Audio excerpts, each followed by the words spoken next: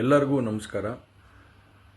ಮೊದಲನೇದಾಗಿ ನನ್ನ ತಂದೆ ತಾಯಿಗೆ, ತಾತಂಗೆ ಹಾಗೂ ನನ್ನ ಕುಮಾರನಿಗೆ ಮತ್ತು ನಾಡಿನ ಜನತೆಗೆ ಹಾಗೂ ಎಲ್ಲ ನನ್ನ ಕಾರ್ಯಕರ್ತರಿಗೆ ಕ್ಷಮಾಪಣೆ ಕೇಳ್ತಾ, ನಾನು ಫಾರಿನಲ್ಲಿ ಎಲ್ಲಿದ್ದೀನಿ ಅಂತ ಸರಿಯಾಗಿ ಮಾಹಿತಿ ಕೊಡದೇ ಇರೋದಕ್ಕೆ ಇವತ್ತು ಮಾಹಿತಿ ಕೊಡೋದಕ್ಕೆ ಬಂದಿದ್ದೀನಿ. ಏನು 26ನೇ ತಾರೀಕು ಚುನಾವಣೆ ನಡೀತು. 26ನೇ ತಾರೀಕು ಚುನಾವಣೆ ನಡೆದಂಥ ಸಂದರ್ಭದಲ್ಲಿ ಅವತ್ತು ನನ್ನ ಮೇಲೆ ಯಾವುದೇ ರೀತಿ ಒಂದು ಪ್ರಕರಣ ಆಗಲಿ, ಯಾವುದೇ ಒಂದು ಕೇಸ್ ಆಗಲಿ ಏನೂ ಇರಲಿಲ್ಲ. SITನೂ ಕೂಡ ರಚನೆ ಆಗಿರಲಿಲ್ಲ. ಈ 26ನೇ ತಾರೀಕು ನಾನು ಫಾರಿನ್ ಹೋಗೋದು ಕೂಡ ಇದು ಮುಂಚೆನೇ ಪ್ರೀ ಪ್ಲಾನ್ ಆಗಿತ್ತು.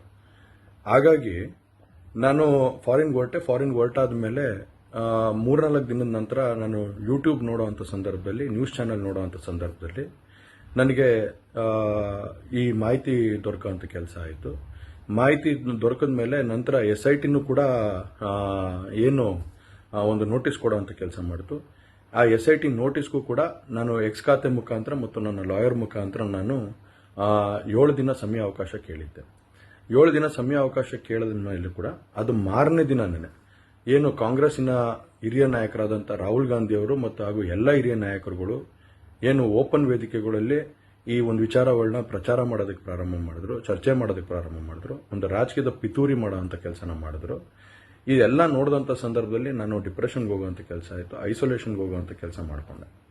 ಹಾಗಾಗಿ ನಾನು ಮೊದಲನೇದಾಗಿ ನಿಮ್ಮೆಲ್ಲರನ್ನೂ ಕ್ಷಮಾಪಣೆ ಕೇಳಿದೆ, ದಯವಿಟ್ಟು ಕ್ಷಮಿಸಿ ಅಂತ ಕೇಳಿದೆ ನಾನು.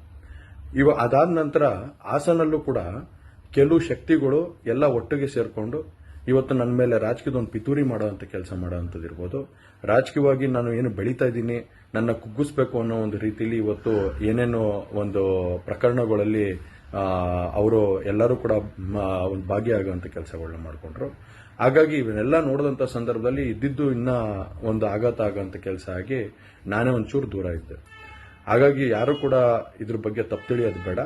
ನಾನೇ ಖುದ್ದಾಗಿ ಶುಕ್ರವಾರ ಏನು 31ನೇ ತಾರೀಕು 10 ಗಂಟೆಗೆ SIT ಮುಖಾಂತರ SIT ಮುಂದೆ ಬಂದು ನಾನು ಸಂಪೂರ್ಣ ಈ ಇನ್ವೆಸ್ಟಿಗೇಷನ್ಗೆ ಸಹಕಾರ ಕೊಡೋ ಮುಖಾಂತರ ನಾನು ಇದಕ್ಕೆ ಸರಿಯಾದ ರೀತಿಯಲ್ಲಿ ಉತ್ತರ ಕೊಡುವಂಥ ಕೆಲಸನ ಮಾಡ್ತೀನಿ.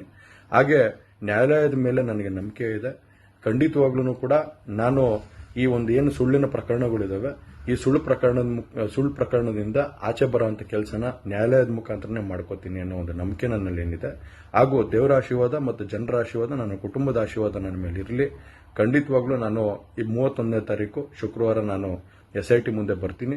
ಬಂದ ನಂತರ ನಾನು ಇದಕ್ಕೆಲ್ಲದಕ್ಕೂ ಕೂಡ ಇದಕ್ಕೆ ತಡೆ ಎಳೆಯುವಂಥ ಕೆಲಸನ ಮಾಡ್ತೀನಿ. ನನ್ನ ಮೇಲೆ ನಂಬಿಕೆ ಇರಲಿ ಅಂತ ಹೇಳಿ ನಿಮ್ನೆಲ್ಲರನ್ನೂ ಕೋರ್ತಾ ನಾನು ಧನ್ಯವಾದ ಹೇಳಕ್ಕೆ ಇಷ್ಟಪಡ್ತೀನಿ. ಧನ್ಯವಾದ.